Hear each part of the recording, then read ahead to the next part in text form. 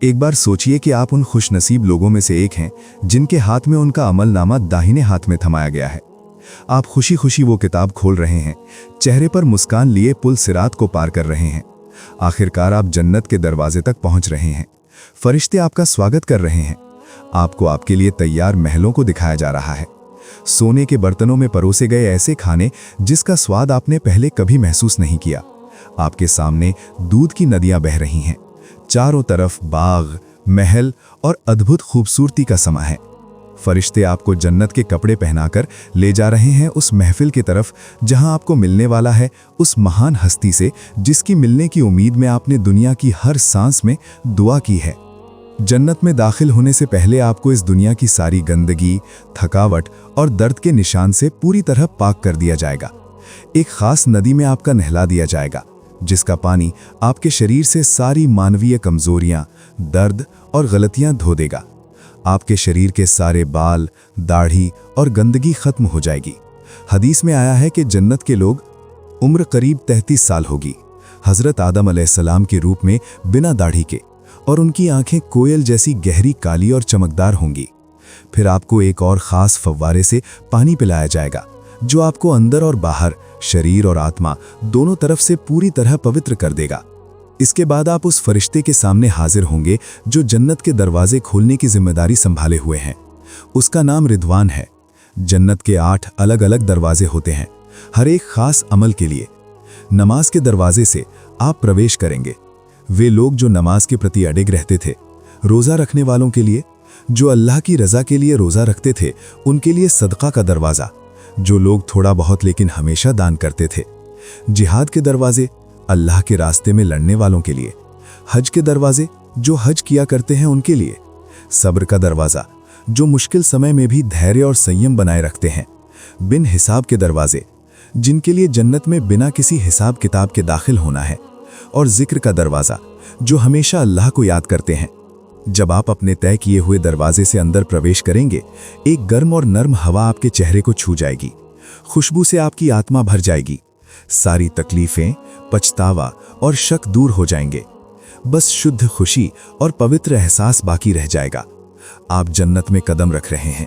यही अब आपका हमेशा का घर है। जैसे ही आप आगे बढ़ते हैं, आप एक विशाल महल देखते हैं जिसकी हर ईंट शुद्ध सोने की बनी है। बालकनी मोतियों की तरह चमक रही है।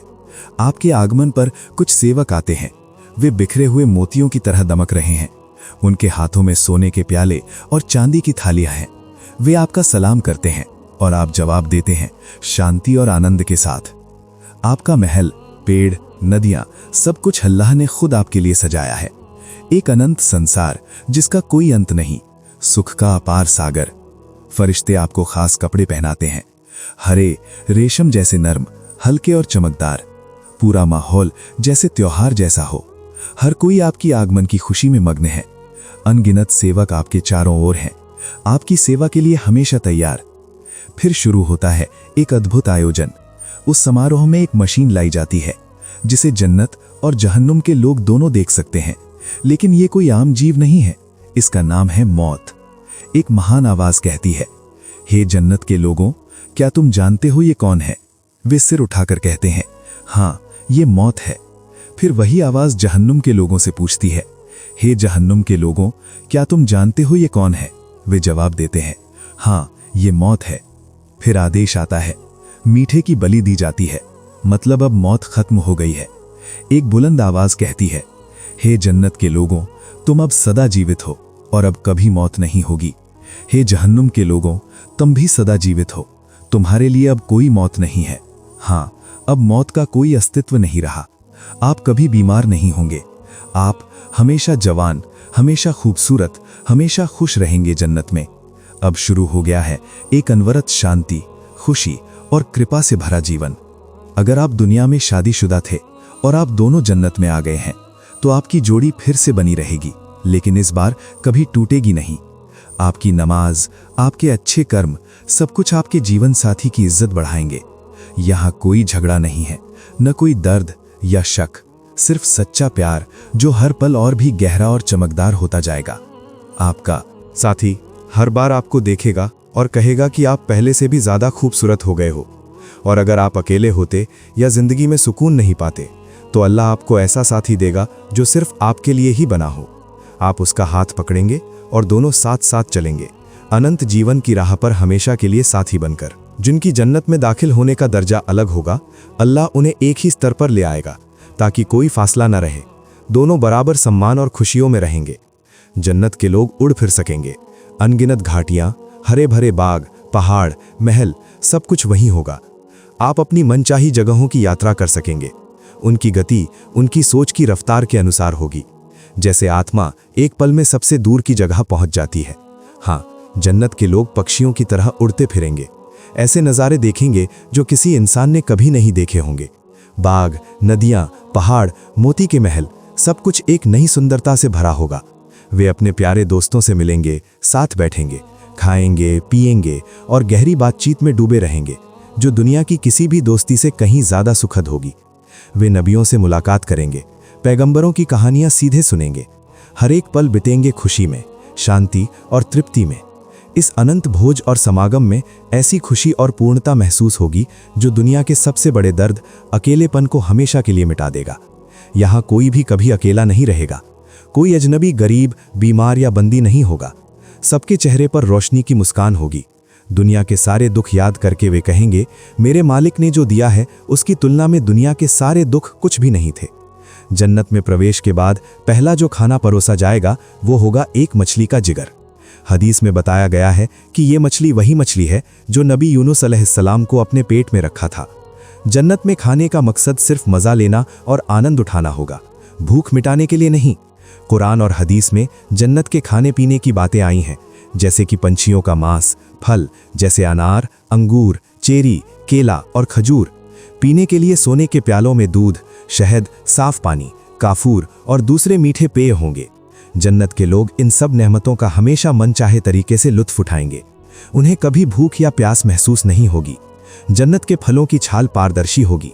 जैसे ही कोई फल खाएगा उसी जगह एक और फल उगाएगा। उनके स्वाद ऐसा होगा जो दुनिया के किसी भी स्वाद से तुलना नहीं की जा सकती।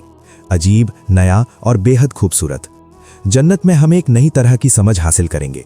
हमारा मन और सोचने की क्षमता एक नए स्तर पर पहुंच जाएगी। जो चीजें हम आज देख या समझ नहीं पाते वो सारे रहस्य तब साफ हो जाएंगे। आज की दुनिया में हम अच्छे, बुरे, सुंदर, बेवकूफ, दुख, खुशी, इस सीमित नजरिए से सब कुछ तौलते हैं, लेकिन जन्नत में वो सारी हदें मिट जाएंगी। हमारी सोच पवित्र हो जाएगी। हमारे जज्बात बिल्कुल साफ होंगे। हम बस अल्लाह के करीब होने की खुशी से भरपूर रहेंगे। हर एक नज़ारा, हर एक आवाज़, हर एक खुशबू हमारी रूह को पूरी तरह से सुकून से भर देगी। और उस बेहतरीन दुनिया के हर पल में हमें एहसास होगा कि यही असली ज़िंदगी है, जहाँ कोई गम नहीं, कोई मौत नहीं, बस अनंत सुकून, मोहब्बत और तसल्ली है। जन्नत के 7 दर्जे या स्तर होते हैं। इब्ने अब्बास रज़ी अल्लाहु अन्हु सबसे ऊंचे दर्जे की जन्नत को जन्नतुल फिरदौस कहा जाता है। ये जन्नत के बीचों बीच होती है। अल्लाह के अर्श के बिल्कुल नीचे सबसे शानदार और कीमती जगह है। जन्नतुल फिरदौस 4 हिस्सों में बटी हुई है। 2 हिस्सों में शुद्ध सोने की बनी चीज़ें और गहने हैं और बाकी 2 हिस्सों में सब कुछ चांदी का बना होता है। नबी मोहम्मद सल्लल्लाहु अलैहि वसल्लम ने अपने सहाबियों को सलाह दी थी कि वे अल्लाह से जन्नतुल फिरदौस की दुआ करें, लेकिन उन्होंने ये भी बताया कि जन्नत के लेवल्स के बीच की दूरी बहुत बड़ी है।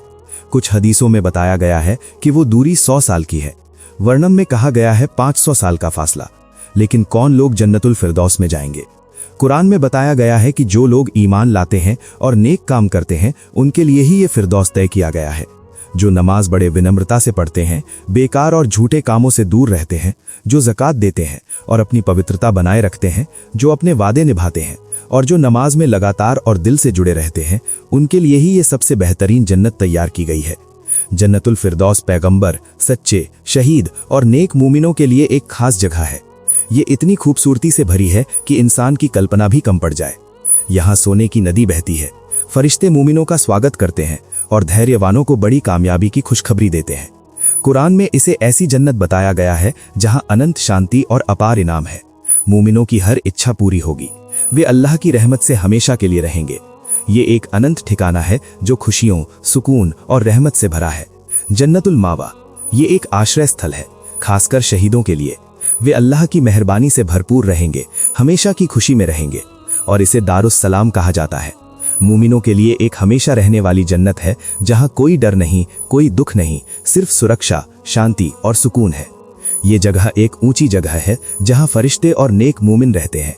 उनके चेहरे की रोशनी पूरी जन्नत को रोशन कर देती है।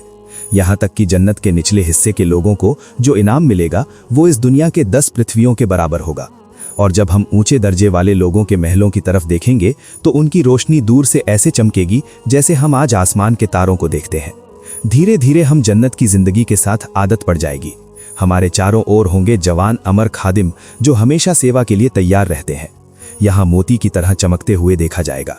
जहां भी आप नजर डालेंगे वहां अनंत महिमा और नेमतों का सैलाब होगा जो जन्नत के हर कोने को भर देगा। कुरान में जिन हूरों का जिक्र आया है वो एक पवित्र और खास तोहफा है। जो सब्र करते हैं और पाप से दूर रहते हैं उनके लिए अल्लाह की तरफ से इनाम के तौर पर दिया जाएगा। वे इतने पवित्र हैं कि कुरान में जिन हूरों का जिक्र आया है वो एक पवित्र और खास तोहफा है।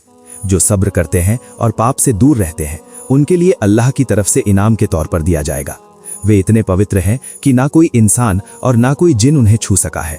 अगर उनमें से कोई एक इस दुनियादारी के किसी समुद्र में उतरता तो तुरंत वो पानी जो खारा होता है वो मीठा हो जाएगा। जन्नत में कोई एक दूसरे के प्रति गुस्सा, नाराजगी या जलन महसूस नहीं करेगा। वहां जलन, अहंकार या द्वेष का कोई अस्तित्व नहीं होगा। तो सवाल उठता है कि जीव जंतु का क्या होगा? क्या जन्नत में जीव जंतु नहीं होंगे? धरती के सभी जीव जंतु कयामत के दिन फिर से जिंदा किए जाएंगे और उनके बीच न्याय स्थापित किया जाएगा। उसके बाद वे फिर से मिट्टी में बदल जाएंगे। लेकिन कुछ खास जीव जंतु को हमेशा के लिए जन्नत में जगह दी जाएगी, जिनमें से एक हैं नबी मोहम्मद सल्लल्लाहु अलैहि वसल्लम के ऊंट असहाबे कहफ। कुत्ता जो 309 साल तक सोया रहा नबी सालेह अलैहिस्सलाम का ऊंट था, जिसे सामूद की कौम ने मार डाला क्योंकि वो बहुत ज्यादा पानी पीता था। हुबहुब पक्षी और नबी सुलेमान अलैहिस्सलाम की चींटियां। जन्नत में धरती जैसी कोई प्राकृतिक विपरीतता नहीं होगी, न तो बहुत गर्मी होगी न ठंडक। कुरान में कहा गया है कि अल्लाह उन्हें ऐसी छाया में रखेंगे जो कभी ज्यादा गर्म या ठंडी नहीं होगी। मतलब जन्नत का मौसम पूरी तरह से परफेक्ट होगा। वहां कोई तकलीफ, पसीना या असुविधा नहीं होगी। हम इस दुनिया में अपनी जिंदगी का लगभग 1/3 हिस्सा सोते हुए बिताते हैं, लेकिन जन्नत में सोने की कोई जरूरत नहीं होगी क्योंकि वहां मौत नहीं है, इसलिए आराम की भी जरूरत नहीं होगी। हम हमेशा पूरी जिंदगी जिएंगे। हर पल जिंदा दिल, उत्साहित और खुशमिजाज होगा। जन्नत की सबसे बड़ी खुशकिस्मती है अल्लाह ताला को देख पाना।